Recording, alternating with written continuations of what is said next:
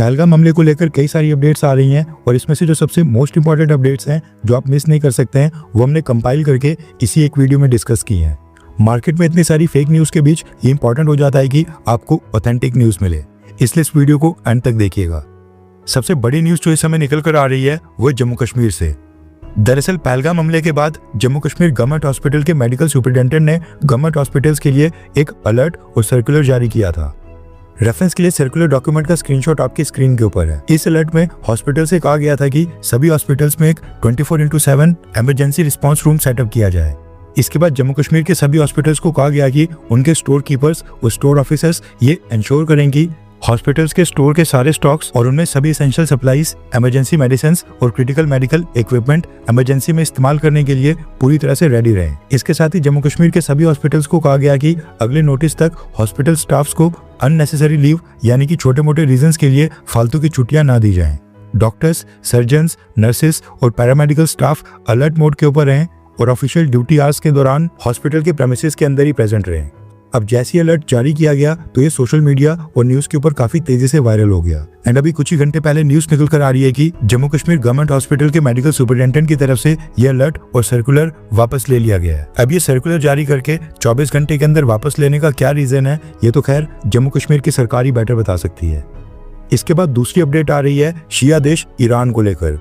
दरअसल पहलगाम हमले के कारण भारत और पाकिस्तान के बीच इस समय एक वॉर लाइक सिचुएशन है, जिसके कारण रीजन के काफी देश इस समय टेंशन में हैं। और अब जो ये दोनों देशों के बीच टेंशन राइज हुई हैं, इसमें ईरान ने भारत और पाकिस्तान दोनों देशों को ऑफर किया है कि वो मीडिएटर का रोल प्ले कर सकता है। ईरान के विदेश मंत्री सैयद अब्बास की तरफ से पिछले कल एक स्टेटमेंट सामने आई है जिसमें उन्होंने भारत और पाकिस्तान दोनों को कहा है कि दोनों ही देश उनके ब्रदरली नेशंस हैं, यानी दोनों देशों के ईरान के साथ भाइयों जैसे संबंध है जो कि कई सिविलाइजेशन पुराने हैं। ईरान ने कहा कि भारत और पाकिस्तान के इस युद्ध के कारण साउथ एशिया के इस पूरे रीजन में इंस्टेबिलिटी आ सकती है, इसलिए इस युद्ध को रोकने के लिए वो मध्यस्थ की भूमिका निभा सकता है ताकि दोनों देशों के बीच ये टेंशन्स कम हो। यानी इन शॉर्ट ये कहना सही होगा कि ईरान नहीं चाहता कि भारत पाकिस्तान से बदला ले और किसी भी तरह ये युद्ध अवॉइड हो जाए। इसके बाद जो सबसे बड़ी न्यूज आ रही है वो है भारत की न्यूक्लियर सबमरीन्स को लेकर। दरअसल अनकन्फर्म्ड सोर्सेज के हवाले से न्यूज निकल कर आ रही है कि भारत ने अपनी 2 न्यूक्लियर सबमरीन्स INS अरिहंत और INS अरिगात इन दोनों को इंटरनेशनल वाटर्स में डिप्लॉयमेंट के लिए उतार दिया है। अब ये दोनों ही भारत की सबसे पावरफुल सबमरीन्स हैं, जिनकी डिप्लॉयमेंट के बारे में कई बार तो इंडियन नेवी के बाकी सीनियर ऑफिशियल्स को भी नहीं पता होता है।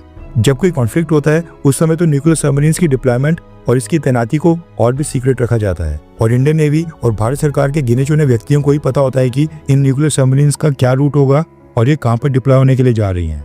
अब इन दोनों सबमरीन्स के ऊपर 2 तरह की न्यूक्लियर कैपेबल मिसाइल्स लोड होती हैं, एक K4 और दूसरी K15। K4 मिसाइल्स की रेंज होती है 3500 किलोमीटर और K15 मिसाइल्स की रेंज होती है 750 किलोमीटर। इसमें से जो INS अरिहंत सबमरीन है वो 4 K4 मिसाइल्स और 12 K15 मिसाइल्स को कैरी कर सकती है और जो INS अरिगात सबमरीन है वो 8 K4 मिसाइल्स और 24 K15 मिसाइल्स को कैरी करने में सक्षम है।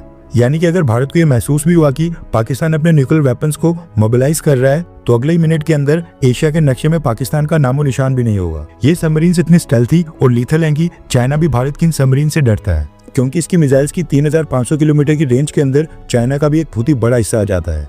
फिर पाकिस्तान किस खेत की मूली है। ऑब्वियस है कि भारत पहले पाकिस्तान के ऊपर न्यूक्लियर मिसाइल्स फायर नहीं करेगा, लेकिन न्यूक्लियर पावर्ड सबमरीन्स की डिप्लॉयमेंट करके भारत एक तरह से पाकिस्तान के ऊपर मैक्सिमम प्रेशर क्रिएट करने की कोशिश कर रहा है। इससे पहले पहलगाम हमले के तुरंत बाद भारत ने अपना एयरक्राफ्ट कैरियर INS विक्रांत और उसके साथ साथ पूरे का पूरा एक नेवल स्ट्राइक ग्रुप भी अरेबियन सी में डिप्लॉय कर दिया था, जिसमें कई सारे naval warships INS Vikrant aircraft carrier को एस्कॉर्ट करते हुए फॉर्मेशन बनाकर चलते हैं। एंड अब न्यूज निकल कर आ रही है कि इंडियन नेवी ने अपनी 2 न्यूक्लियर पावर्ड सबमरीन्स को भी पानी में उतार दिया है। ये वाकई में बहुत ही बड़ा स्टेप माना जा रहा है एंड इसके पीछे भी कई सारे कारण हैं। न्यूक्लियर पावर्ड सबमरीन्स और सिंपल डीजल इलेक्ट्रिक सबमरीन्स के बीच सबसे बड़ा फर्क होता है उनके प्रोपल्जन सिस्टम का। न्यूक्लियर पावर्ड सबमरीन्स एक न्यूक्लियर रिएक्टर से चलती हैं और इनमें यूरेनियम जैसे न्यूक्लियर फ्यूल का इस्तेमाल होता है, जबकि diesel electric submarines diesel engine और बैटरीज का इस्तेमाल करके चलती हैं।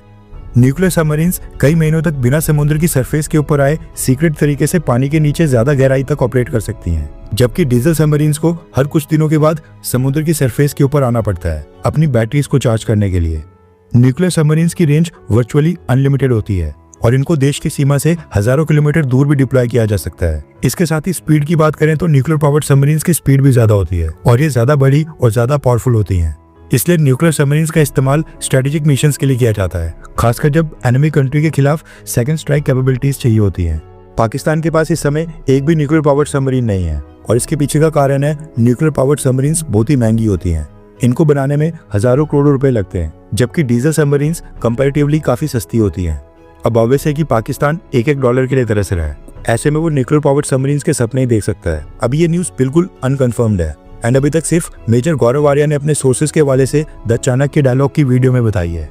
और ये भी सच है कि पाकिस्तान के साथ कॉन्फ्लिक्ट के दौरान भारत सरकार या फिर इंडियन नेवी कभी भी इस बात को प्रेस रिलीज करके नहीं बताएगी कि उन्होंने अपनी न्यूक्लियर पावर्ड सबमरीन्स को इंटरनेशनल वाटर्स में डिप्लॉय कर दिया है या फिर नहीं। इसके साथ ही रशिया की गवर्नमेंट भी पहलगाम हमले को लेकर काफी एक्टिव हो गई है। न्यूज निकल कर आ रही है कि रशिया की जो पाकिस्तान में एम्बेसी है उसने एक ट्रैवल एडवाइजरी जारी करके रशिया के नागरिकों को कहा है कि वो पाकिस्तान में ना जाएं। रशियन एम्बेसी ने कहा है कि पाकिस्तान और भारत के बीच तनाव के नए दौर और कुछ आधिकारिक व्यक्तियों की तरफ से रिसेंटली जो जंगी भाषा का इस्तेमाल किया जा रहा है, इसके चलते हम रशियन नागरिकों को सलाह देते हैं कि जब तक स्थिति स्थिर ना हो जाए तब तक वो पाकिस्तान का दौरा करने से बचें और पाकिस्तान ना आए। गुड न्यूज ये है कि रशिया ने भारत को लेकर ऐसी कोई भी ट्रैवल एडवाइजरी अभी तक जारी नहीं की है। इसके साथ ही न्यूज निकल कर आ रही है कि पिछले कल इजराइल के भारत में एम्बेसडर रिवन अजहर ने भारत के विदेश मंत्री जयशंकर सर और भारत के डिफेंस सेक्रेटरी राजेश कुमार सिंह दोनों के साथ अलग अलग मीटिंग्स की हैं। रिपोर्ट्स आ रही हैं कि इजराइल की तरफ से भारत से कहा गया है कि पहलगाम हमले का बदला लेने के लिए भारत को इजराइल की सरकार की तरफ से जो भी मदद चाहिए, इजराइल हर संभव मदद करने के लिए रेडी है। इजराइल एक कॉल की दूरी पर है और भारत कभी भी चाहे तो मदद मांग सकता है।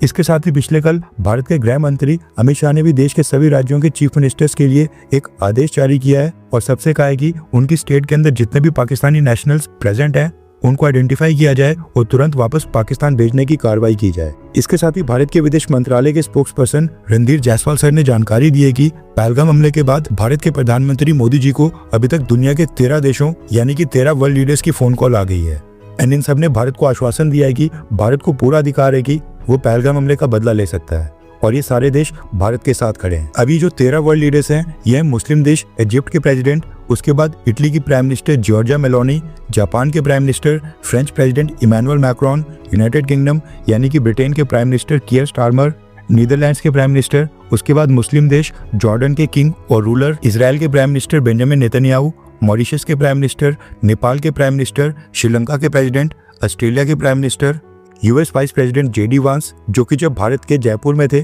तब इन्होंने प्रधानमंत्री मोदी को फोन कॉल की। इसके बाद यूएस प्रेसिडेंट डोनाल्ड ट्रंप और ट्रंप के साथ प्रधानमंत्री मोदी ने तो सबसे पहले फोन कॉल के ऊपर बात की थी।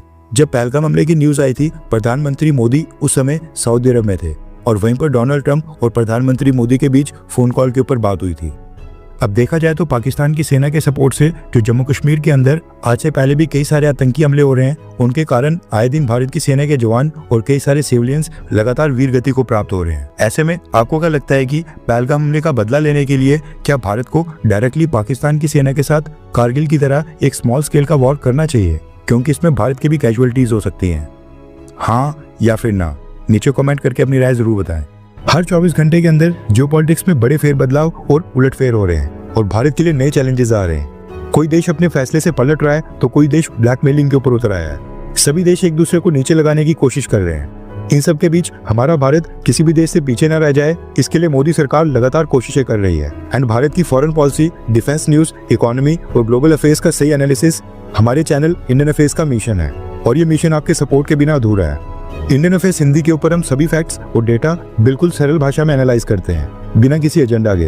अगर आप चाहते हैं कि इंडियन अफेयर्स का सही और ऑथेंटिक एनालिसिस आप तक लगातार पहुंचे तो इस वीडियो को लाइक करें और हमारे चैनल इंडियन अफेयर्स को सब्सक्राइब करके बेल नोटिफिकेशन ऑन करना मत भूलिए। आपका एक लाइक हमारे चैनल को ग्रो करने में काफी मदद करेगा और एक सब्सक्राइब ये सुनिश्चित करेगा कि आप किसी भी इंपॉर्टेंट अपडेट को मिस ना करें।